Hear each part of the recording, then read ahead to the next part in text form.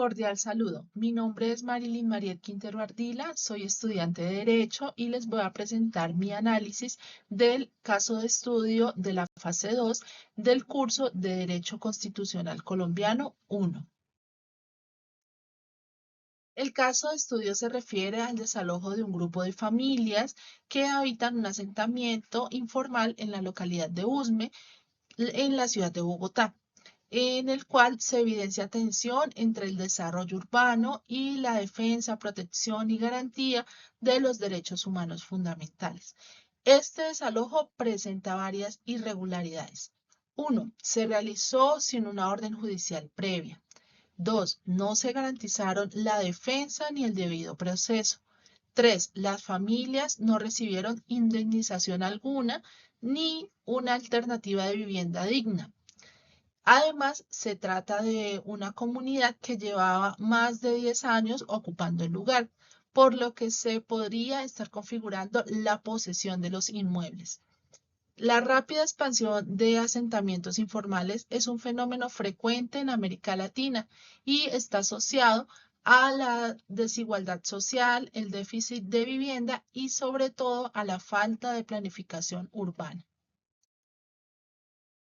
En este caso se observa una colisión entre varios derechos constitucionales aplicables a las familias que fueron desalojadas y el interés público del Estado. En primer lugar, encontramos el principio de dignidad humana consagrado en el artículo primero de la Constitución Política Colombiana. La dignidad humana implica que todas las personas deben poder vivir en condiciones mínimas de bienestar, seguridad y respeto.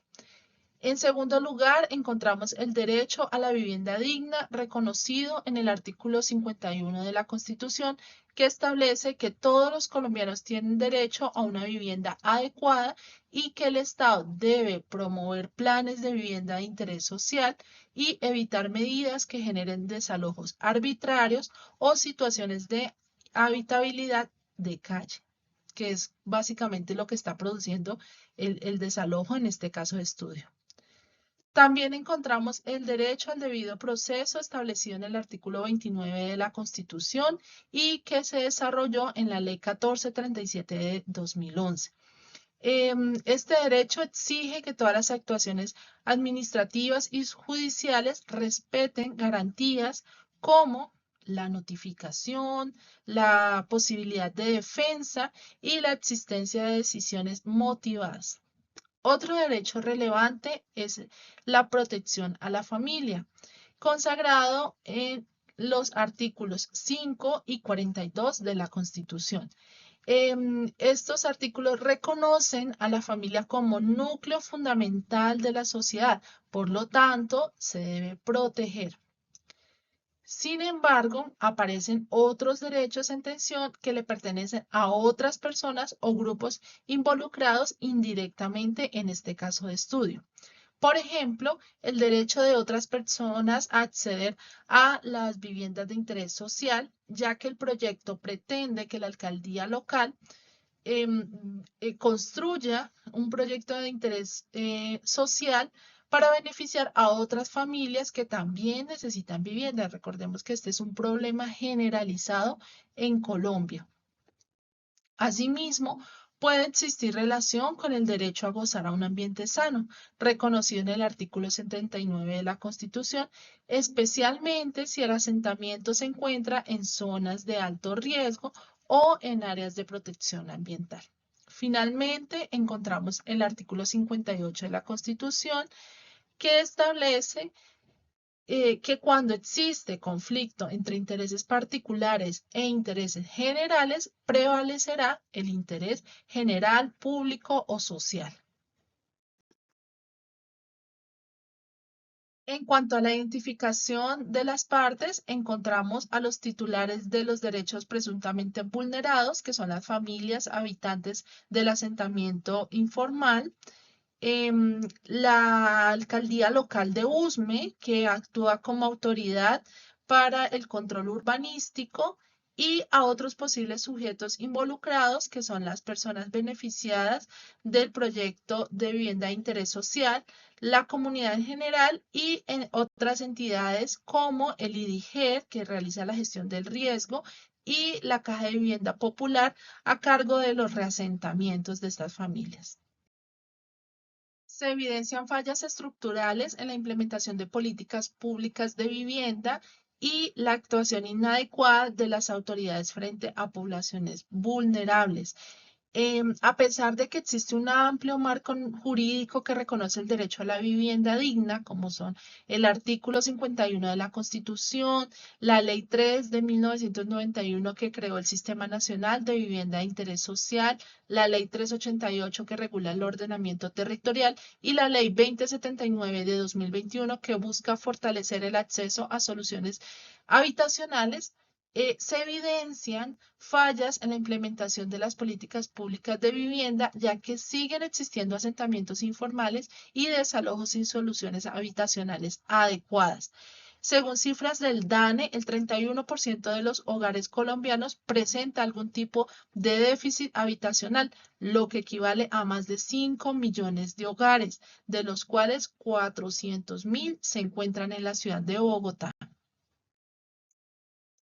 En cuanto al impacto económico, encontramos el generado a las familias afectadas por el desalojo, que consiste en la pérdida de la inversión realizada a la vivienda, el incremento de gastos como el pago de arriendo, la pérdida de medios de subsistencia y el empobrecimiento de las familias.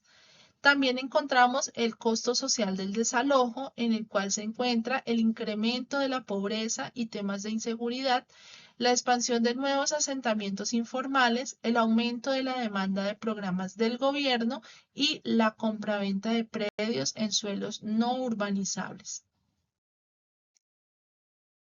Cuando una comunidad ha permanecido varios años en un mismo territorio, como en este caso donde las familias han habitado el asentamiento por más de una década, se consolidan redes de apoyo vecinal, relaciones de solidaridad y mecanismos colectivos de subsistencia, por lo cual se rompe la cohesión comunitaria y se acentúa la exclusión social. Ahora bien, si estas familias no se reasientan o no se desalojan y se encuentran en áreas de alto riesgo no mitigable, puede estar en juego no solo la integridad de la vivienda, sino también sus vidas. Cuando las familias desalojadas no cuentan con alternativas de vivienda formal, suelen trasladarse hacia nuevos asentamientos informales en áreas periféricas o ambientalmente sensibles, perpetuando este problema, como zonas rurales, laderas, faldas de montaña, suelos de protección, son zonas de alto riesgo, rondas hídricas, y esto genera problemas ambientales como talas sin permisos, movimientos en masa, disposición inadecuada de residuos sólidos y residuos de construcción y demolición, y conexiones cerradas, que son vertimientos que se hacen al alcantarillado de agua lluvia. Estas son dos fotografías que tomé en la localidad de Ciudad Bolívar. En la primera podemos observar una vivienda que se ubicó en un área donde se había excavado para sacar material de construcción y se encuentra en peligro o en riesgo de un derrumbe. Y en el segundo caso, en la segunda foto vemos cómo se hace las conexiones de aguas residuales de una forma muy rudimentaria, y aquí se corre el riesgo de conectar vertimientos, aguas negras, a las conexiones de agua lluvia. Entonces esto llega a contaminar los ríos. Y en cuanto al impacto cultural, podemos decir que el desalojo de comunidades asentadas durante largos periodos en un territorio genera impactos culturales relacionados con la pérdida de identidad territorial, prácticas comunitarias y formas de organización eh, social que llevan a la pérdida de memoria colectiva, el sentido de pertenencia, a un quiebre del tejido social y por lo tanto a procesos de adaptación forzada de estas familias en los nuevos territorios donde se asienten.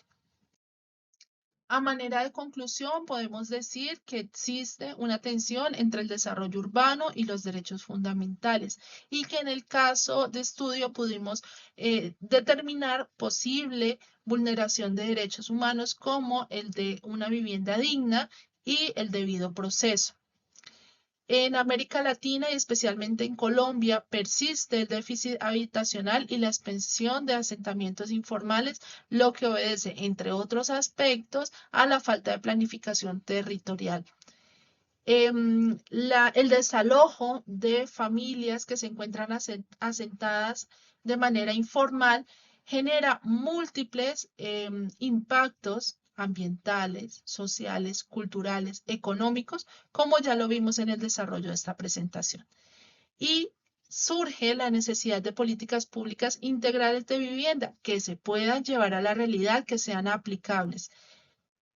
De todo esto también podemos concluir que es muy importante garantizar el debido proceso en las actuaciones administrativas y judiciales que lleven a cargo las entidades públicas. Estas son las referencias bibliográficas consultadas. Muchas gracias por su atención.